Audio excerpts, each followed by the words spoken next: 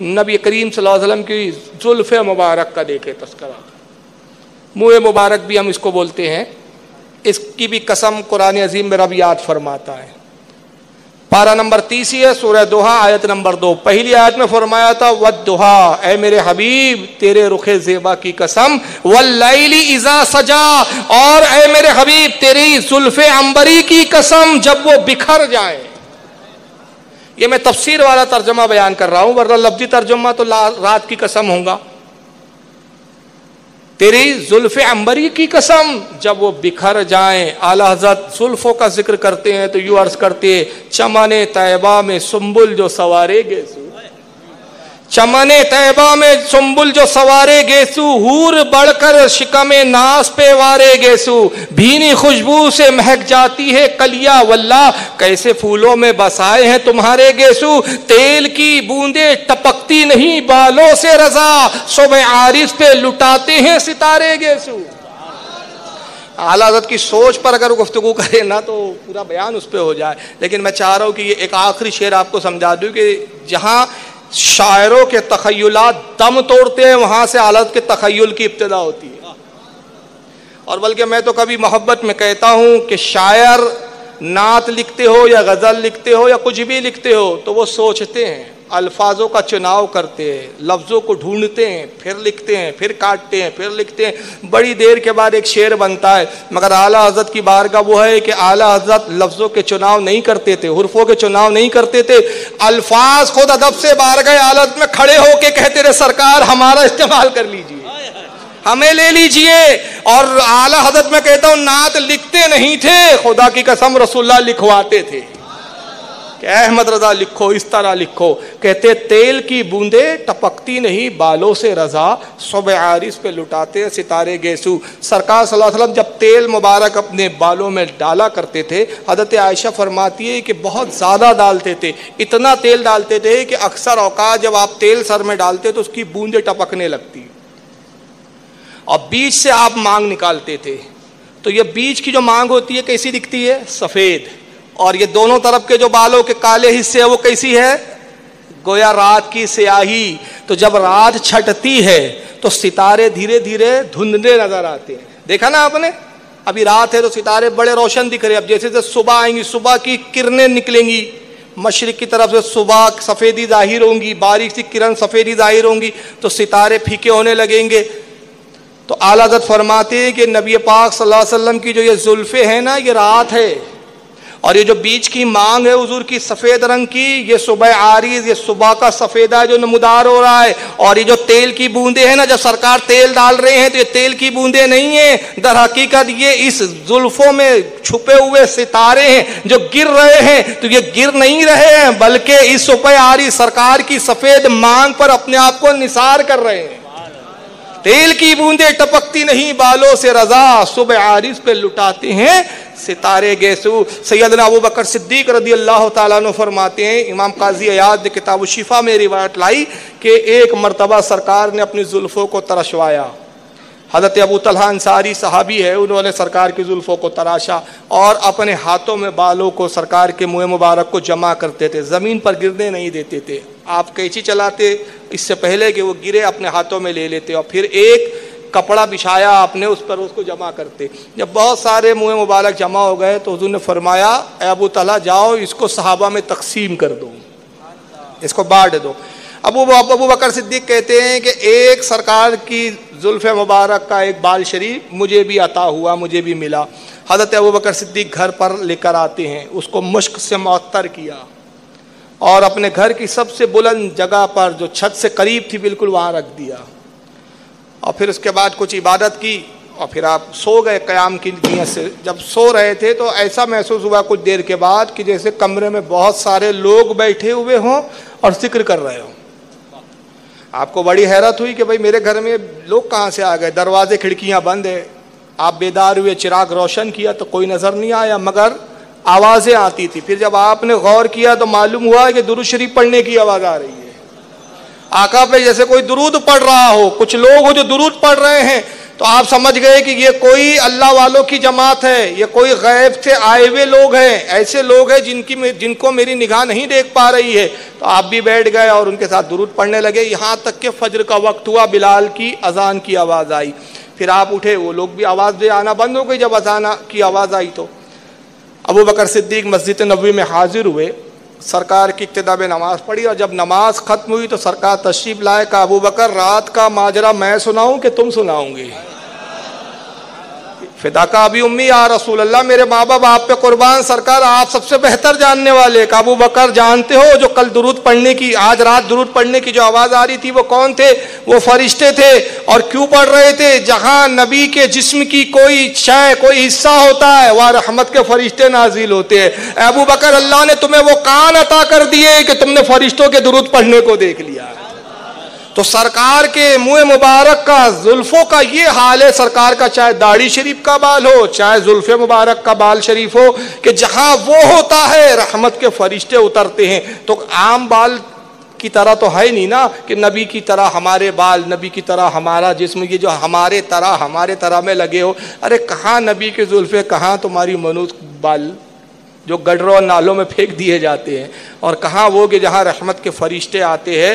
اور یہی نہیں بلکہ صحیح مسلم کے اندر یہ حدیث آئی، بخاری میں بھی اس کو لکھا، امام بخاری کتاب اللباس حدیث نمبر 5896 پر امام بخاری لائے اس حدیث کو، جو میں ابھی حدیث سنا رہا ہوں، حوالے پہلے بتا دے رہا ہوں۔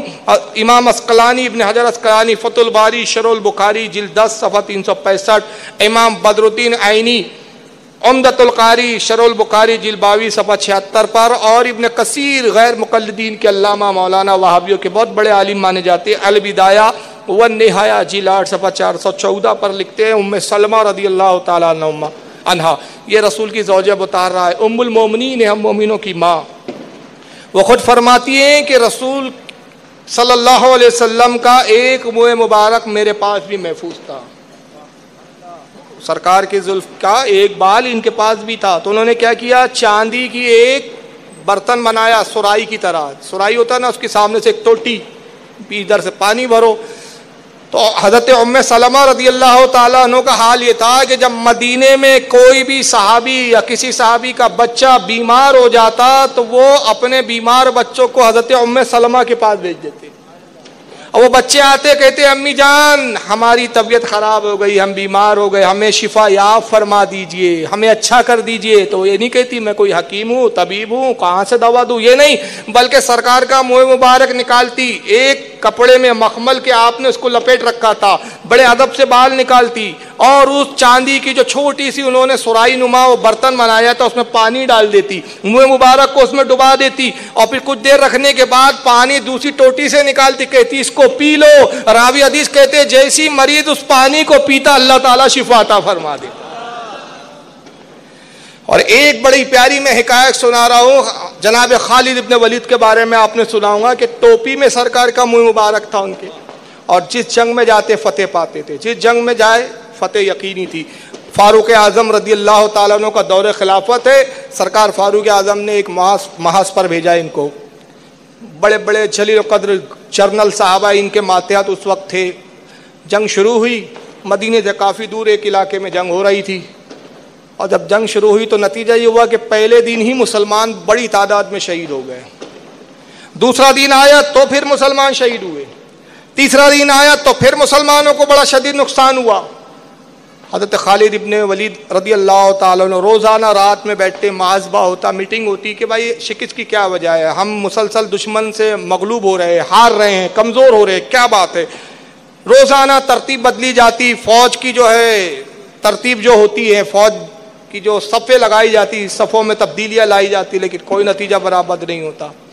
اس طرح گزرتے گزرتے تقریباً ایک ہفتہ گزر گیا۔ آخر میں خالد ابن ولید نے اپنے دل میں فیصلہ کر لیا کہ لگتا ہے کہ یہ جنگ بالکل اب ہارنے والے، اور آج تک ہوا نہیں کہ جس جنگ کا میں جرنل رہا وہ فوج کبھی ہار گئی ہو، وہ جنگ ہم ہارے ہو، لیکن یہ آج پہلی بار ایسا ہو رہا ہے۔ آپ نے صحابہ کو رات میں جمع کیا اور فرمایا کہ دیکھو میں اس نتیجے پہ پہنچا ہوں کہ یہ جنگ میری کمانڈ میں نہیں جیتی جا سکتی، یقیناً مجھ میں کہیں نہ کہیں کوئی کمزوری ہے، صفوں کی تربیت میں یا تو کمزوری ہے، یا میں جن لوگوں کو بھیجتا ہوں محاذ پر شاید میرا چناؤ غلط ہے, کچھ تو کمزوری ہے جو میں سمجھ نہیں پا رہا ہوں, اس لیے میری رائے یہ ہے کہ آپ مجھے معزول کریں, میں اپنے آپ کو ہٹاتا ہوں اس عہدے سے, میری جگہ کسی اور کو سپہ سالار بنا لیں. صحابہ نے انکار کر دیا, کہا کہ خالد ابن ولید یہ کام ہم ہرگز نہیں کر سکتے, اس لیے کہ امیر المومنین فاروق اعظم نے آپ کو اس کا سپہ سالار بنایا ہے, تو جب امیر المومنین نے بنایا ہم کیسے آپ کو ہٹا سکتے ہیں. ہاں یہ کیا جا سکتا ہے کہ امیر المومنین کی طرف ایک قاصد بھیجے اور جنگ کے حالات بیان کرے, پھر وہ جو فیصلہ فرمائے اس کے مطابق عمل کیا جائے. آپ نے کہا اگر قاصد بھیجیں گے جانے کو اس کو اور 5-6 دن لگ جائیں گے اور پھر آنے کو 5-6 دن لگ جائیں گے, نتیجہ یہ ہوگا کہ جب تک تو ہم پوری فوج ہی ختم ہو چکی ہوں گی. تو میری رائے یہی ہے کہ آپ مجھے معزول کر دیں, میری جگہ کسی اور کو جنرل بنا دیں. کافی بحث مباحثہ ہوتا رہا, لیکن آخر صحابہ نے کہا کہ اگر ہم جنگ ہارتے ہیں تو منظور ہے, ہم شہادت کو گوارا کرنے کے لیے تیار ہے, لیکن اے خالد آپ کو ہم نہیں ہٹا سکتے. چنانچہ ہوا یہ کہ کوئی صحابی ان کو ہٹانے کے لیے تیار نہیں ہوا. بہرحال صبح ہوئی, جنگ شروع ہوئی, اور جب جنگ شروع ہوئی مسلمانوں نے حملہ کیا. دوپہر کے وقت قریب تھا کہ بس مسلمانوں کے پیر اکھڑے اور بھاگ, یا تو جان بچاؤ یا مرو, یہ نوبت تھی. تبھی لوگوں کی نگاہوں نے دیکھا کہ ایک گھوڑ سوار بڑی تیزی سے فوج میں داخل ہوا. مسلمان چہرے پہ نقاب اڑے ہوئے تھا, پورا جسم اس کے نقاب میں, چہرہ چھپائے ہوئے, ہاتھ بھی چھپائے ہوئے, ہاتھ میں تلواریں, اور اس نقاب پوش سوار نے آ کر حملہ کر شروع کیا. اور کافروں پہ ایسا ٹوٹا کہ جس طرح وہ جاتا اس کی تلوار بجلی کی طرح گونجتی اور چمکتی تھی, اور جس کافر پہ گرتی اس کی تلوار جسموں کو 2 حصوں میں تقسیم کر دیتی. نتیجہ یہ ہوا کہ وہ گھوڑ سوار نقاب پوش نے جب حملے شروع کیے, فوجوں کی فوجیں اس نے الٹ دی, پشتوں کی پشتیں الٹ دی, اور صحابہ اس کو دیکھتے تھے اور آفرین کہتے تھے اور آپس میں کہتے تھے یہ اللہ کی طرف سے آج غیبی مدد ہے, یا تو یہ فرشتہ ہے جو ہماری مدد کے لیے آیا ہے, اور چونکہ اس کا حسن اتنا زیادہ ہے فرشتے کا کہ ہم اس کے حسن کی تاب نہیں لا سکتے, اس لیے اس نے نقاب اوڑا ہوا ہے. بعض کہتے نہیں یہ کوئی جنات ہے, شاید اس کی شکل بڑی ہیبت ناک ہے, اس لیے اس نے اپنی شکل کو چھپا رکھا ہے کہ کہیں ہم ڈر نہ جائے. بہرحال جو بھی ہے یہ اللہ کی طرف سے ایک غیبی تائید ہے. بس وہ لڑتا رہا یہاں تک کہ شام تک جو جنگ ہارنے والے تھے فتح میں تبدیل ہو گئی, اور چرچا ہونے لگا کہ اگر آج کی جنگ ہم جیتے ہیں تو اس نقاب پوش کی وجہ سے جیتے ہیں. دربار بھرا. خالد بن ولید اس محل پر جب قابض ہوئے, آپ دربار میں تشریف لائے, تخت پہ رونق افروز ہوئے, اور پھر تذکرے ہوئے کہ کس نے کس کو مارا ہے. مال غنیمت کی بات ہونے لگی. پھر آپ نے فرمایا کہ آج کی جنگ کا صحرا یقیناً اس نقاب پوش کے ذمے ہیں, اسی کے سر ہے کہ جس کی وجہ سے آج ہی ہم جنگ جیتے ہیں. کہاں ہے وہ نقاب پوش؟ اس کو قریب لایا جائے تاکہ اس کی ہمت افزائی ہو, اور امیر المومنین فاروق اعظم کی بارگاہ میں میں اس کی بہادری کے کچھ تذکرے کروں تاکہ دربار خلافت سے اس کو انعام و اکرام سے نوازا جائے. جب آواز دی گئی کہ وہ نقاب پوش حاضر ہو جائے, لیکن کوئی سامنے نہیں آیا. پھر آواز دی گئی, پھر سامنے نہیں آیا. پھر آواز دی گئی, بار بار. آخر میں خالد ابن ولید کہتے ہیں کہ میں اللہ رسول کا واسطہ دیتا ہوں کہ وہ نقاب پوش اگر اس مجمع میں ہے اور اپنے آپ کو چھپائے ہوئے ہیں تو وہ ظاہر ہو جائے. تبھی مجمع کے پیچھے سے وہ نقاب پوش نے ظاہر ہوا, لوگوں نے جگہ دی. آہستگی کے ساتھ وہ خالد ابن ولید کے قریب آتا ہے وہ نقاب پوش, اور کان میں کچھ جملے کہے. خالد ابن ولید نے مسکرا دیا, اور آپ نے فرمایا کہ تخلیہ, آپ لوگ سب چلے جائیں. کہا حضور یہ کیا بات ہوئی تھی, کون سی راز کی بات ہوئی کہ وہ نقاب پوش نے آپ کے کان میں کہا, اور آپ نہ اس کا چہرہ دکھاتے ہیں نہ ہم پہ ظاہر کرتے کہ آخر وہ کون بہادر ہے, ہم بھی تو اس کے چہرے کی زیارت کرے. فرمایا یہ تمہارے لیے غیر محرم ہے, اس کا چہرہ دیکھنے کی تمہیں اجازت. کہا حضور کم سے کم تعارف تو بتا دے. کہا یہ کوئی اور نہیں, میری اہلیہ محترمہ ہے, یہ میری اہلیہ ہے. اور پھر اپنی اہلیہ سے جب خلوت میں آئے تو پوچھا کہ تم کیسے جنگ میں آئی اور یہ معاملہ کیا ہے, تم اس جنگ میں کیسے کود گئی؟ تو کہا کہ حضور میں گھر کی صفائی کر رہی تھی, مجھے وہ ٹوپی نظر آئی, آپ وہ ٹوپی بھول گئے تھے جس میں رسول اللہ کا منہ مبارک تھا, تو مجھے یاد آیا کہ یہ ٹوپی جب تک پہنچیں گے نہیں جنگ فتح ہو نہیں سکتی, تو میں ٹوپی لے کر آ رہی تھی. میں نے دیکھا کہ جنگ کے حالات ایسے ہیں کہ اگر میں آپ کو ٹوپی دینے کے لیے تلاش کروں تو خود بھی ماری جاؤں گی اور جنگ بھی ہار جائیں گے. تو مجھ میں ایک قوت بیدار ہوئی, مجھ میں مجاہدانہ ایک صلاحیت کا ایک اضافہ ہوا, اور میں نے تلوار لے کر حملہ کرنا شروع کر دیا. خدا کی قسم میں تو ایک کمزور عورت ہوں, میرے بازو میں طاقت نہیں کہ میں اتنے بڑے دشمنوں پر جو ہے گروں اور قتل کروں. یہ جو کچھ آپ نے قوت اور جو کچھ کرامت و معجزہ دیکھا, یہ رسول اللہ کے مبارک کی برکت تھی. یہ سرکار کے منہ مبارک کا عالم ہے کہ حضور کے منہ مبارک باعث برکت بھی ہے، باعث قوت بھی ہے۔